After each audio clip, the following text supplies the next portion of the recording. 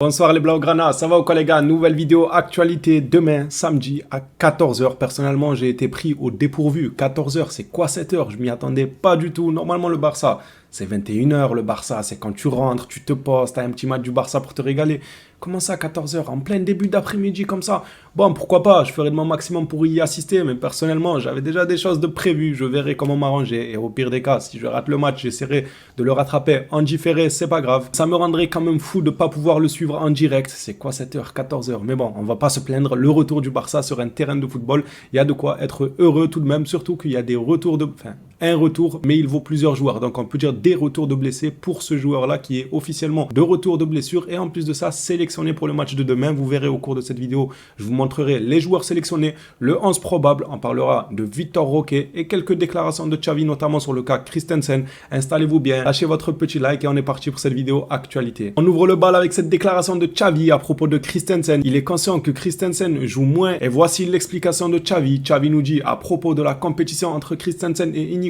Je vois qu'Inigo est bien préparé et c'est pour cela qu'Andreas Christensen a moins joué, mais il sera certainement aussi un joueur important. Nous avons 4 défenseurs centraux qui ont de très grandes qualités. Je pense que c'est une très bonne chose pour tout notre groupe. Moi aussi, je trouve que c'est une excellente chose. Maintenant, j'ai vu beaucoup de gens dire que Christensen va probablement demander un départ, chose que je peux comprendre du côté du joueur, mais du côté du club, on peut pas faire autrement en fait. Je l'ai déjà dit, tu es le FC Barcelone, tu n'es pas obligé de faire jouer tout le monde titulaire. Au bout d'un moment, il faut tourner. Au bout d'un moment, si un autre est mieux préparé que d'autres, en tout cas de ce que le coach pense, moi je peux comprendre les deux côtés. Je peux comprendre le côté du club qui se dit, nous, on est le club, on est au-dessus de tous les joueurs, donc s'il y en a un qui doit aller sur le banc, il doit l'accepter et faire tout son maximum pour retrouver une place de titulaire.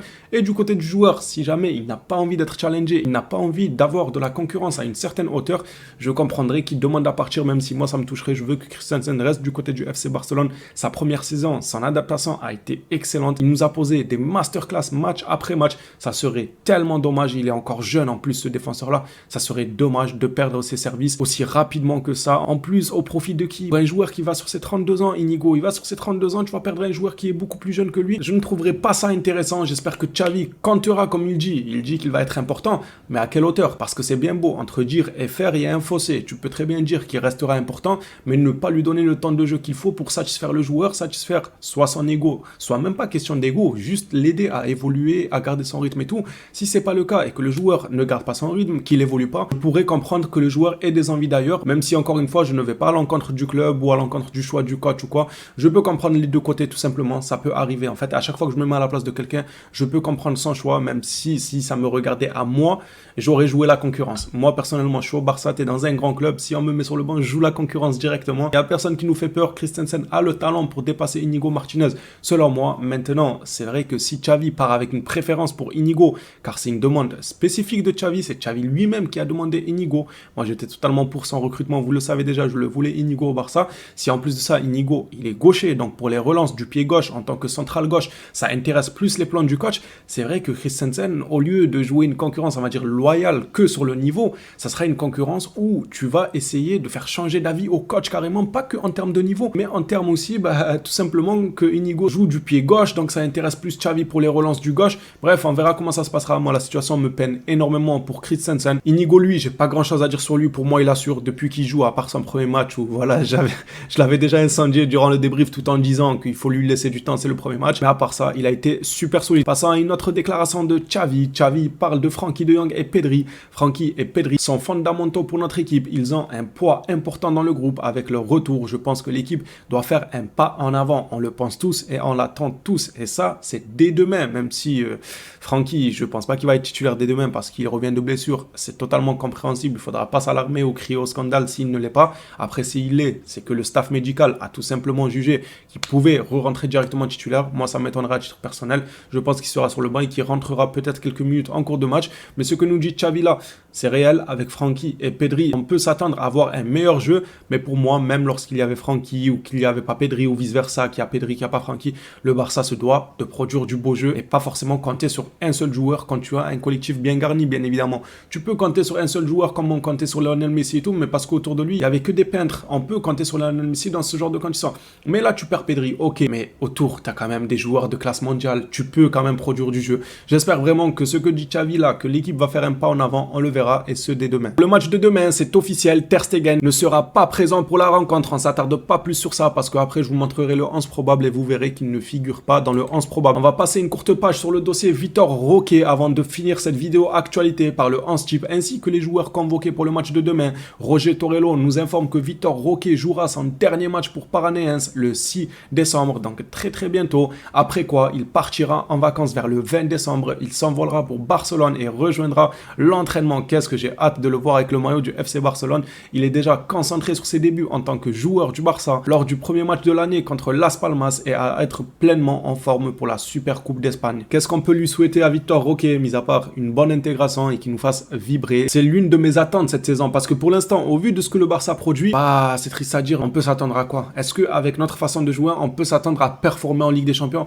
Je ne pense pas. À part si le groupe, bien évidemment, change d'état d'esprit et commence à produire du jeu. Là, à ce moment-là, je viendrai dire oui, on peut prétendre à faire quelque chose en Ligue des Champions. Pour le moment, pour la tendance actuelle, j'ai pas envie de mettre la barre trop haute en disant ouais, je veux une demi-finale. Ça, c'était en début de saison. Quand on a vu le recrutement, le collectif et tout, on était là, ouais, demi-finale, quart de finale minimum de Ligue des Champions et tout. En voyant le jeu là, ça serait un miracle d'arriver en quart de finale. Ça serait même pas la norme. De base, on disait le minimum avec ce collectif-là, c'est quart de finale. Là, ça serait miraculeux d'arriver en quart de finale. Tellement le jeu, il est dégueulasse. Un match sur deux, voire même un peu plus qu'un match sur deux, quand même, on va pas se mentir. On espère que cette trêve-là aura fait du bien au collectif et qu'ils se retrouveront pour faire de bonnes choses, comme l'a indiqué Xavi juste avant, et avancer d'un pas en avant avec de nouveaux joueurs qui vont rallier le club, comme Vitor Roque. On va présenter la liste des joueurs convoqués pour demain. Voici la liste des joueurs convoqués. De Jong est bel et bien de retour, c'est officiel. Je vous laisse mettre pause à la vidéo pour lire tranquillement les noms, mais je peux vous dire déjà d'office qu'il y a Frenkie de Jong, vous le voyez, il est à l'affiche, il est à la une, mais il n'y a pas Ter Stegen. Ça sera donc logiquement Iñaki Peña qui jouera titulaire à la place de Ter Stegen. Hâte de voir lui aussi sa prestation. Si je peux me dégager du temps pour voir le match, j'ai tellement la haine que ce soit à 14h et non pas à 21h, c'est dommage. Selon Marca, voici le 11 probable. Dites-moi ce que vous en pensez les Blaugrana. Est-ce que le 11 vous paraît cohérent ou est-ce que vous auriez fait autre chose? On commence avec l'attaque en pointe pour ne pas changer. Lewandowski sur le côté droit accompagné de Lamine Yamal et pour conclure le côté gauche avec Ferran Torres. On peut s'apercevoir que Félix a été mis au repos. Je trouve pas que c'est une mauvaise chose, mis à part si Xavi commence déjà à manigancer son plan de milieu à 4, histoire de, voilà quoi, commencer déjà à l'habituer au banc. J'espère que c'est pas ça, j'espère que c'est une question de repos. Et si c'est que une question de repos et non pas de plan de jeu, bah c'est bien pour Félix, histoire de souffler un peu, parce qu'il a quand même pas mal joué, même si on dit beaucoup qu'il a pas mal joué, sans préciser qu'il sortait quand même à l'heure de jeu. Il est beaucoup sorti à l'heure de jeu aussi. Ça compte ça aussi. Passons maintenant au milieu de terrain. Pedri de retour qui sera titulaire. Ça fera plaisir aussi de le voir titulaire accompagné de Fermin Lopez qui aura encore une fois gros à jouer dans le sens où il doit continuer de performer. Surtout là avec la blessure de Gavi. Il doit montrer au club qu'ils peuvent compter sur lui, qu'il peut prendre entre guillemets la relève de Gavi, même si comme on l'a dit, Gavi est quasiment irremplaçable dans ce Barça-là. Mais il doit montrer de bonnes choses pour faire augmenter la confiance que le coach a en lui. Et pour conclure avec le milieu de terrain, c'est Gundogan qui vient conclure ça.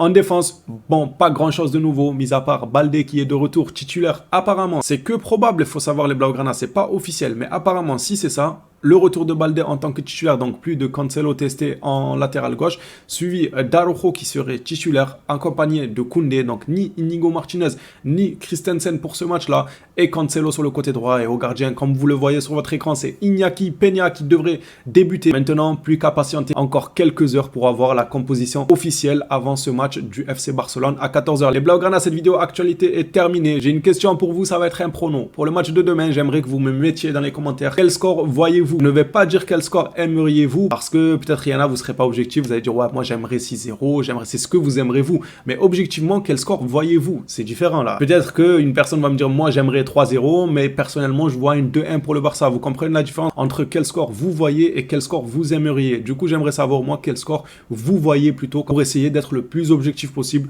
Moi, je vois bien un petit 2-0 pour le FC Barcelone. Voilà, j'en fais pas trop, mais en même temps, je ne vois pas encaisser parce que je pense que Xavi, il a dû taper du poing sur la table contre la défense là parce que ces derniers matchs, prendre des buts à la 20e seconde, ça va 2 minutes. La saison, elle vient de commencer, tu as déjà pris 2 fois 2 buts en 15 secondes, c'est un record quand même. Je pense que Xavi a dû mettre les points sur les i. La défense va se ressaisir pour le match. J'espère qu'on n'encaissera pas. Je pense qu'on n'encaissera pas. Et en ce qui concerne l'attaque, je vois bien le Barça mettre 2 buts. À vous de jouer dans les commentaires les Blaugrana. On s'attrape à la prochaine vidéo sur le Barça. D'ici là, prenez soin de vous les phénomènes.